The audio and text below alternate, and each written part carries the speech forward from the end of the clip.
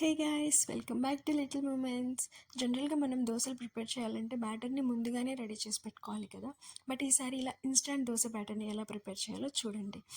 Actually దీని videos మనకి యూట్యూబ్లో చాలానే ఉంటాయి. బట్ నేను ఈ వీడియో చేయడానికి మెయిన్ రీజన్ దీని టేస్ట్ని మీ అందరితో ప్రమోట్ చేయాలనుకుంటున్నాను. ఎస్, వీడియో స్టార్ట్ చేసే ముందు ఎవరైతే ఫస్ట్ టైం చూస్తున్నారో సబ్స్క్రైబ్ చేసుకోండి. మరిన్ని ఇంట్రెస్టింగ్ థింగ్స్ని మనం ఈ యూట్యూబ్ ఛానల్లో షేర్ చేసుకుందాం. సో ఇక్కడ చూసినట్లయితే నేను 1 కప్పు ఉప్మా రవ్వకి 1/2 కప్పు బియ్యపిండి తీసుకున్నాను. అలాగే 2 టేబుల్ స్పూన్ మైదా యాడ్ చేసుకున్నాను. ఇది కంప్లీట్లీ ఆప్షనల్. అండ్ ఇఫ్ మీ దగ్గర కనుక పుల్లని పెరుగు ఉంటే ఒక 2 టేబుల్ స్పూన్ యాడ్ చేసుకోండి, బట్ ఆప్షనల్. నెక్స్ట్ మీరు చాప్ చేసి పెట్టుకున్న ఆనియన్స్, మిర్చి, ఇంకా కొంచెం గార్లిక్, అలాగే మీ దగ్గర క్యారెట్ ఉంటే క్యారెట్ అన్నీ యాడ్ చేసుకొని, అలాగే చాప్ చేసి పెట్టుకున్న కరివేపాకు, కొత్తిమీర, పుదీనా మొత్తం యాడ్ చేసి టేస్ట్ తగ్గట్టు సాల్ట్ యాడ్ చేసుకోండి, కొంచెం సోడా ఉప్పు యాడ్ చేసుకోండి.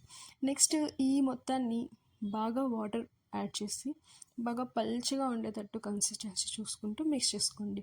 యాక్చువల్లీ నేను ఈ దోశని క్రిస్పీగా రావడానికి ట్రై చేశాను, బట్ అది ఫ్లాప్ అయ్యి సాఫ్ట్ వచ్చాయన్నమాట.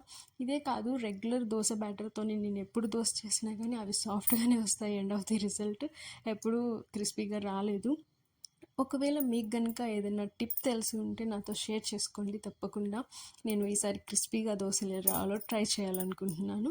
సో ఇలా మిక్స్ చేసుకున్న తర్వాత దీన్ని ఒక 15 మినిట్స్ పక్కన ఉంచుకుందాము. నెక్స్ట్ 15 మినిట్స్ తర్వాత ప్యాన్ని బాగా హీట్ అయిన తర్వాత దీని మీద కొంచెం ఆయిల్ వేసి ఆల్ ఓవర్ స్ప్రెడ్ చేసుకుందాము. అలాగే మనము దోశని ప్యాన్ మీద వేస్తే ముందు ఆ బ్యాటర్ని బాగా మిక్స్ చేసుకోవాలన్నమాట. ఎందుకంటే మనకి రవ్వ అవి ఉంటాయి కదా, అవి కిందే ఉండిపోతాయి. ఇలా మిక్స్ చేసుకోవడం వల్ల మొత్తం కలిసిపోతుంది.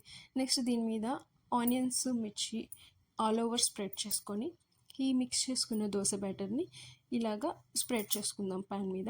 అండ్ అలాగే గ్యాప్స్ని ఫిల్ చేసుకో. సో రెగ్యులర్గా మనం దోశ పోసుకునే స్టైలే ఇక్కడ నేను ఎక్కువ చెప్పేసి మీకు బోర్ కొట్టించాలి అని అనుకోవట్లేదు, అసలుకే అనుకోవట్లేదు. సో ఫైనల్గా అయితే నేను ఈ వీడియో మీ అందరికీ నచ్చింది అనుకుంటున్నాను. అండ్ ఇంకా మీ ఫ్రెండ్స్ ఇంకా ఫ్యామిలీతో షేర్ చేసుకోండి తప్పకుండా.